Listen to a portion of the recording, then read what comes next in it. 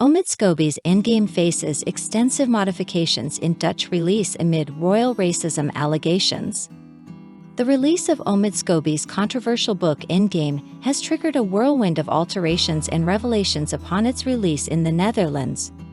Rick Evers, a Dutch journalist pivotal in uncovering the alleged royal racist names, recently shed light on the extensive changes made to the book's Dutch edition, showcasing a myriad of adjustments compared to its initial release, which led to its withdrawal from Dutch shelves. Evers took to social media platforms to meticulously outline the substantial modifications in the re-released edition, emphasizing that the new version no longer explicitly names the two family members purportedly expressing concerns about Prince Archie's skin color. The revised text notably reflects a more tempered tone towards the royal family and tones down accusatory language directed at Prince William. The saga gained momentum as Scobie, previously denying the revelation of names in his book, made a public appearance for the first time post-controversy. Captured leaving a renowned celebrity hotspot in West Hollywood, Scobie sported casual attire, signaling a presence amidst the storm surrounding his book's alterations and the ensuing racism rift between the Duke and Duchess of Sussex and the royal family. Initially, Scobie seemingly attributed the printing discrepancies to the publisher, admitting that an early and unclear text was provided to facilitate the translation process, expecting subsequent updates to align with the final version. However, the publisher contradicted these claims, refuting Scobie's assertions of blame. In a detailed series of tweets, Evers underscored significant changes in the Dutch translation of Endgame. Notably, the original text explicitly named King Charles IO as one of the royals allegedly involved in discussions regarding Harry and Meghan's son's skin color. The revised edition strategically omits mention of the monarch, citing strict British laws as a limitation preventing Scobie from revealing specific names. Evers highlighted alterations where Scobie's references to himself, I, were replaced with mentions of ABC News, along with the incorporation of news sources in the book. Additionally, sections concerning alleged interactions between Scobie and Prince William underwent modifications, portraying a different account of events. The re-released version also reportedly displays adjustments in addressing racial aspects and the history of slavery, alongside minor changes in titles referring to Camilla and Catherine. Evers insinuated that these alterations seemingly originate from the Sussex camp, suggesting divergent quotations from sources close to Harry and Meghan. However, the Dutch publishers contested Scobie's assertions, denying responsibility for the initial naming of the two royals as alleged racists. Amidst the unfolding controversy, one of the translators involved in the Dutch edition disclosed that the names of the implicated royals, King Charles and the Princess of Wales, were already present in the text provided for translation. In a surprising turn of events, Scobie admitted in a column for The Eye that both names were indeed present in an early draft, emphasizing the rigorous legal vetting undertaken for the final version. He attributed the discrepancy to the provision of early text to the Dutch publisher, assuming subsequent updates would align with the final submitted version. However, this attempt to shift responsibility onto the Haarlem-based publishing house was refuted by its director, Anke Roland, raising questions about the accountability for the controversial inclusion of the names in the Dutch release. The intricate dynamics surrounding the alterations in Endgame persist as conflicting accounts and shifting narratives continue to unfold, intensifying the debate over responsibility and authenticity within the contentious royal narrative. Recently, copies of the Dutch version of a book authored by Omid Scobie had to be pulled from bookstores across Holland due to contentious content, leading to an amended version being put on sale.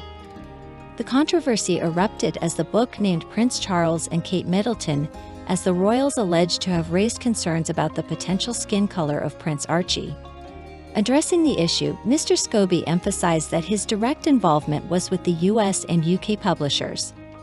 He clarified that he meticulously collaborated with British barristers and legal advisors for nearly 2 months to ensure the book's legal compliance. However, a crucial revelation emerged. Early, unverified text was furnished to the Dutch publisher, intending to jumpstart the translation process.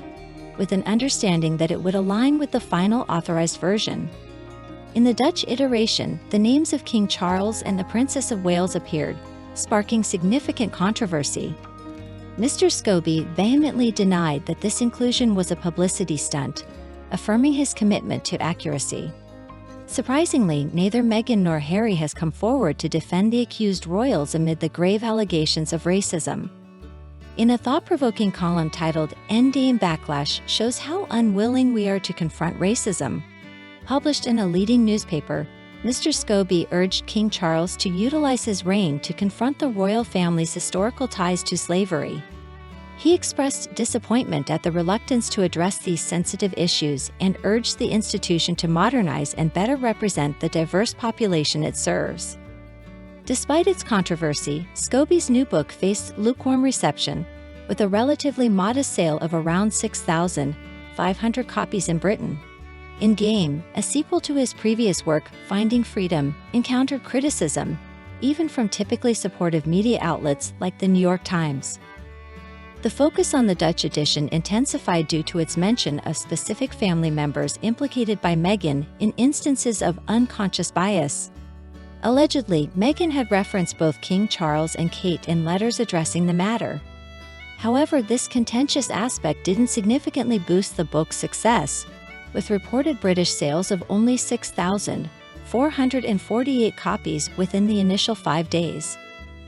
Comparatively, Scobie's previous book about the Sussexes, Finding Freedom, sold 31,000 copies in its first 5 days, while Harry's autobiography Spare became a record-breaking non-fiction bestseller, selling a staggering 467,183 copies. Presently, Endgame has slipped in popularity, trailing behind titles such as Things to Do While You Poo on a Loo and various children's books. Despite the race row, neither Harry nor Meghan has publicly commented, with a source close to the Duchess emphasizing that the information wasn't leaked by anyone in her circle. Meghan's recent venture into Hollywood, signifying her attempt at a professional rebrand, may have encountered unforeseen challenges. Aligning with mega agent Ari Emanuel at William Morris Endeavour, WME appeared promising. Still, the backlash stemming from Scobie's book could jeopardize her career trajectory, with industry experts expressing concerns about potential damage to her reputation. Rand and culture expert Nick Eady cautioned that Endgame might be detrimental to Meghan's career, drawing parallels to the impact Spare had on Prince Harry. The continuous silence from the Sussexes post-book release led some to assume guilt by association, despite denials from Scobie and Meghan's allies regarding her involvement in the book. Eady emphasized that while Meghan possesses immense potential, the fallout from the book could render her too hot to handle for agencies and potential collaborations. Similarly, PR guru Mark Borkowski noted that Meghan's post-Spare rebranding efforts were faltering, evident in the challenges she faced in repositioning herself.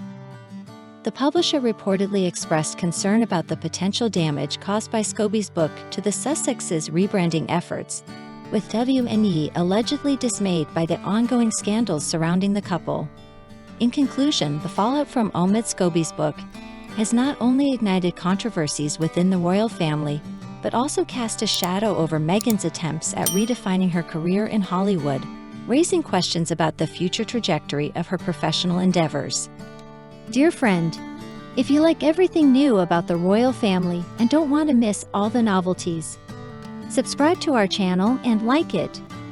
By doing so, you take part in our development. We work for you.